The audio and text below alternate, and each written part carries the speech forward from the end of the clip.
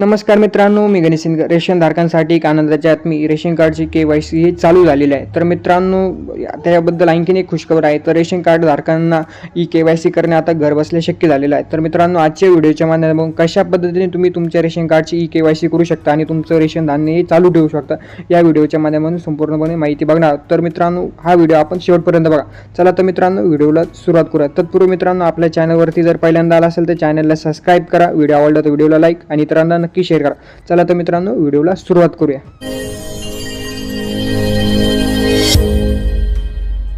तुम्हाला रेशन कार्डची KYC करण्यासाठी सर्वप्रथम गुगल प्ले स्टोअरवरती यायचं आहे. गुगल प्ले स्टोअरवरती आल्यानंतर तुम्हाला या ठिकाणी मेरा KYC हे सर्च करायचं आहे. जी सर्वप्रथम पहिली ॲप येईल ती तुम्हाला ही इन्स्टॉल करून घ्यायची. अशा प्रकारची ॲप आहे, तुम्ही इन्स्टॉल करून घ्या. या ठिकाणी आपण बघू शकतो की ॲप्लिकेशन ही इन्स्टॉल होत आहे. ॲप्लिकेशन इन्स्टॉल झाल्यानंतर तुम्हाला ही ॲप्लिकेशन ओपन करून घ्यायची. तर आपण या ठिकाणी ॲप्लिकेशन आता इन्स्टॉल झालेले आहेत, आता ओपन करूया. ओपन झाल्यानंतर तुमच्यासमोर एक अशा प्रकारचा इंटरफेस येईल ॲप्लिकेशनचा. या ठिकाणी ॲप्लिकेशनमध्ये काही परमिशन मागेल, त्या परमिशन देऊन टाका.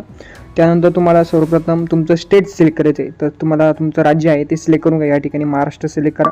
महाराष्ट्र सिलेक्ट केल्यानंतर तुम्हाला व्हेरीफाय लोकेशन यावरती क्लिक करायचं आहे. यावरती क्लिक केल्यानंतर तुम्हाला थोडं लोकेशन ही व्हेरीफाय होईल तुमचं. त्यानंतर तुम्हाला तुमचा जो आधार नंबर आहे, ज्यांची रेशन कार्डची KYC करायची आहे त्यांचा जो आधार नंबर तुम्हाला या ठिकाणी टाकून घ्यायचा आहे. 12 अंकी आधार नंबर टाकून घ्या. आधार नंबर टाकून घेतल्यानंतर जनरेट OTP यावरती तुम्हाला क्लिक करायचं आहे. त्यानंतर तुमचा जो आधार कार्डला मोबाईल नंबर लिंक आहे त्यावरती एक OTP येईल, सांग की तो OTP तुम्हाला या ठिकाणी टाकून घ्यायचा आहे. तो तुमचा OTP व्हेरिफिकेशन होणार आहे. तर या ठिकाणी तुमचा जो आधार कार्डला मोबाईल नंबर लिंक आहे त्यावरती OTP येईल. तर आपण या ठिकाणी बघू शकता की आधार कार्डला जो मोबाईल नंबर लिंक आहे त्यावरती OTP आलेला आहे 6 डिजिट. तो OTP आपण या ठिकाणी टाकून घेऊ. त्यानंतर कॅप्चर दिलेला आहे, तो कॅप्चर जसं आहे तसंच तुम्हाला टाकून घ्यायचं आहे. कॅप्चर टाकून घ्या. कॅप्चर या ठिकाणी आपण बघू शकता की टाकून घेतलेलं आहे तसं. त्यानंतर सबमिट यावरती क्लिक करायचे. यावरती क्लिक केल्यानंतर तुमची जी रेशन कार्डची माहिती दिलेली, तुमचं नाव, तुमचे सर्व डिटेल्स आलेले आहे या ठिकाणी. त्यानंतर तुम्हाला या ठिकाणी तुमचा फेस KYC यावरती क्लिक करायचं आहे. त्यानंतर ॲक्सेप्ट यावरती क्लिक करा.